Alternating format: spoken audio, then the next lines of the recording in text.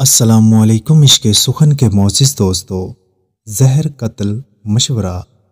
ایک دفعہ حضرت موسیٰ علیہ السلام نے فرعون سے کہا، اے فرعون، تو اسلام قبول کر لے، اس کے بدلے تیری آخرت تو بہتر ہو ہی جائے گی، مگر دنیا میں بھی تجھے 4 نعمتوں سے نوازا جائے گا۔ تو اس بات کا اقرار کر لے کہ اللہ تعالیٰ کے سوا اور کوئی خدا نہیں، اس کی سلطنت غیر محدود ہے اور وہ بے مثال ہے، وہ ہر شخص و ہر مکان کا نگہبان ہے، عالم میں ہر جاندار کو رزق دینے والا، آسمانوں اور زمینوں کا محافظ ہے، نباتات میں پھول پیدا کرنے والا اور بندوں کے دلوں کی باتوں کو جاننے والا، سرکشوں پر حاکم اور ان کو سزا دینے والا ہے۔ فرعون نے کہا، وہ 4 چیزیں کون سی ہیں؟ آپ علیہ السلام مجھے بتائیں، شاید ان عمدہ انعامات اور نعمتوں کے سبب میرے کفر کا شکنجہ ڈھیلا ہو جائے اور میرے اسلام لانے سے سینکڑوں اور لوگ بھی اسلام قبول کر لیں۔ حضرت موسیٰ علیہ السلام نے حکم الہی سے فرمایا، اگر تو اسلام کر لے تو سب سے پہلی نعمت جو تجھے عطا ہوگی وہ یہ ہے، تو ہمیشہ صحت مند اور تندرست رہے گا اور کبھی بیمار نہیں ہوگا۔ اپنے پاس نعمت خداوندی کا ایسا خزانہ دیکھے گا جس کو حاصل کرنے کے لیے تو اپنی تمام نفسیانی خواہشات کو اللہ تعالیٰ کی مرضی کے مطابق کرنے کے لیے جہاد میں جان دینے کو بھی تیار ہو جائے گا۔ دوسری نعمت، تجھے ایسی دولت ملے گی جو زمین و آسمان کے تمام خزانوں کے برابر ہوگی۔ تیسری نعمت جو تجھے عطا ہوگی کہ ابھی تو ایک ملک کا بادشاہ ہے، اسلام لانے کے بعد تجھے 2 ملک عطا ہوں گے۔ چوتھی نعمت جو ملے گی کہ تو ہمیشہ جوان رہے گا اور تیرے بال بھی کالے رہیں گے۔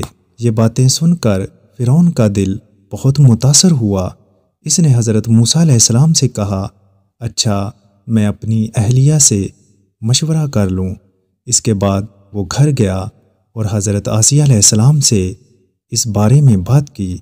حضرت آسیہ علیہ السلام کا جواب مولانا روم نے بڑے پیارے انداز میں بیان فرمایا۔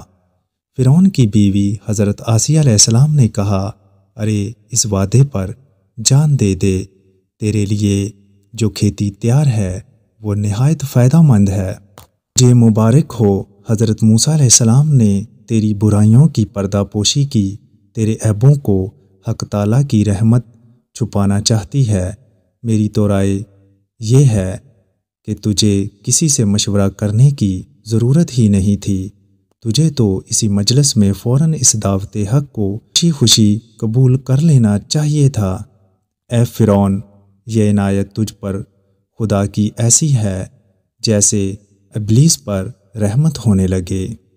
یہ حق تعالیٰ کا معمولی کرم نہیں کہ تجھ جیسے سرکش اور ظالم کو یاد فرما رہے ہیں۔ فرعون نے وہی الفاظ پھر سے دہرائے، اچھا، ہم اپنے وزیر حامان سے بھی مشورہ کر لیں۔ حضرت آسیہ علیہ السلام نے کہا، اس سے بیان نہ کرو، وہ اس کا اہل نہیں۔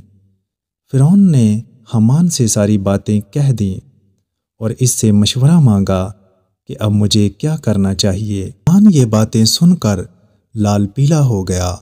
غم و غصے میں آ کر اس نے اپنا گریبان چاک کر ڈالا، شور مچانا اور رونا دھونا شروع کر دیا، اپنی دستار کو زمین پر پٹک دیا اور کہا، ہائے حضور کی شان میں حضرت موسیٰ علیہ السلام نے ایسی گستاخی کی، نعوذ باللہ! آپ کی شان تو یہ ہے کہ تمام کائنات آپ کے تابع ہے اور بادشاہ آپ کے آستانے کی خاک بخوشی چومتے ہیں، خود پوری دنیا کے لیے مسجود اور معبود ہیں، ان کی بات مان کر ایک معمولی غلام بننا چاہتے ہیں۔ اگر آپ کو اسلام کی دعوت قبول کرنی ہے تو مجھے پہلے ہی مار ڈالیے تاکہ کم از کم میں آپ کی یہ توہین اپنی آنکھوں سے نہ دیکھ سکوں۔ آپ میری گردن فوراً اڑا دیں، میں اس منظر کو دیکھنے کی تاب نہیں رکھتا۔ مولانا روم یہاں اس حامان بے ایمان کو مخاطب ہو کر سخت ناراضگی کا اظہار کرتے ہیں، اے حامان مردود، اتنی ایسی حکومتیں جو مشرق تا مغرب پھیلی ہوئی تھیں، مگر خدا کے قہر سے آج ان کا نام و نشان نہیں ہے۔ جو زہر قتل مشورہ حامان نے دیا، اس کے بارے میں مولانا اظہار کرتے ہیں، یہ تکبر جو حامان میں تھا زہر قتل تھا، اور اسی زہر آلودہ شراب سے حامان مست ہو کر احمق ہو گیا تھا، اور اس کے ملعون کے مشورے سے متاثر ہو کر فرعون نے قبول حق سے انکار کر کے خود کو دمی رسوائی اور عذاب کے حوالے کر دیا۔ جب فرعون حامان کے بہکاوے میں آ گیا اور حضرت موسیٰ علیہ السلام کے دست مبارک پر دعوت حق کو قبول کرنے سے انکار کر دیا، تو حضرت موسیٰ علیہ السلام نے فرمایا، ہم نے تو بہت سخاوت اور عنایت کی تھی، مگر سدا افسوس یہ گوہر نایاب تیرے مقدر میں نہ تھے۔ اس واقعے سے یہ سبق ملتا ہے کہ جاہل، احمق اور بد کردار سے اچھے مشورے کی توقع ہرگز نہ رکھو۔ اگر عورت بھی صاحب کردار ہے تو اس سے مشورہ کر لو، وہ تمہیں اچھا مشورہ دے گی۔ بے وقوف کی صحبت سے تنہائی بہتر ہے، لیکن تنہائی سے بہتر ہے کہ کسی اچھے لوگوں کی تلاش جاری رکھو، یقیناً تم ان تک پہنچ جاؤ گے۔ امید ہے آپ کو ہماری ویڈیو پسند آئی ہوگی۔ ہمارے چینل کو سبسکرائب کر لیں۔ ملتے ہیں ایک اور ویڈیو میں۔ اللہ نگہبان۔